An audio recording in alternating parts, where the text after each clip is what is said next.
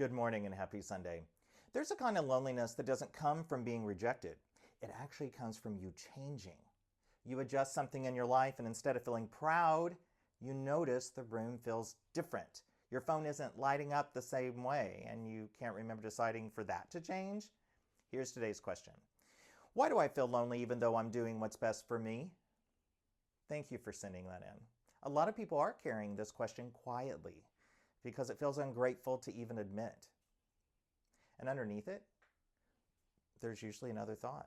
If I feel lonely now, maybe I made myself harder to love, as in less convenient, less easy to keep around. That fear can sit there without you realizing how much it's shaping the way you interpret everything. Like a delayed text becomes proof you were too much. A quiet room becomes proof you went too far. Sometimes you don't even miss the person who keeps calling. You actually miss the role you played with them. And that realization catches people off guard. When you stop being the one who keeps things light and smooth things over, and you're not the first one texting anymore, you know what happens next? The thread goes quiet. Not because you disappeared, because the pattern changed. And here's the rub. Not everyone benefits from you changing. Some people preferred you when you were overextending. And when you stopped overextending, some relationships don't know what to do with you. This is where it gets confusing. Not every loneliness means the same thing. There's the loneliness of being unseen when you're sitting in a room and no one asks you a single real question about you. And then there's the loneliness in no longer performing, where maybe you were the one who kept everything moving. You made all the jokes, handled the plans. And now that you pulled back, the room doesn't lean on you the same way.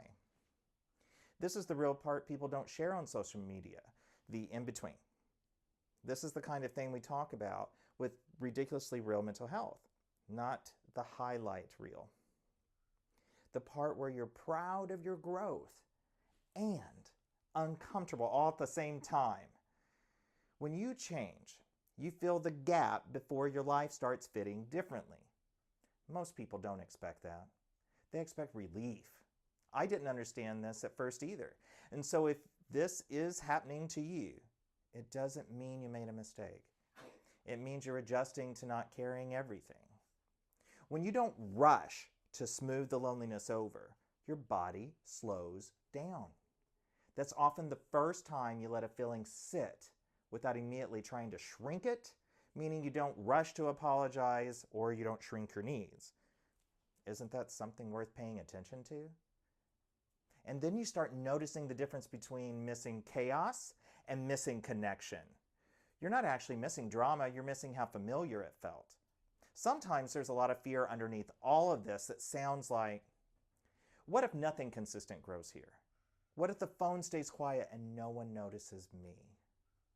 That's the real edge. But meaningful connection that isn't built on you overextending feels different. It doesn't arrive in a rush. It builds slowly. It might look like one person reaching out consistently, not because they need you, but because they want you.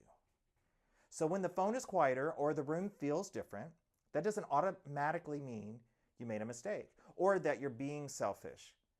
You're getting used to a version of your life where you're not caring as much. And unfamiliar doesn't mean unsafe.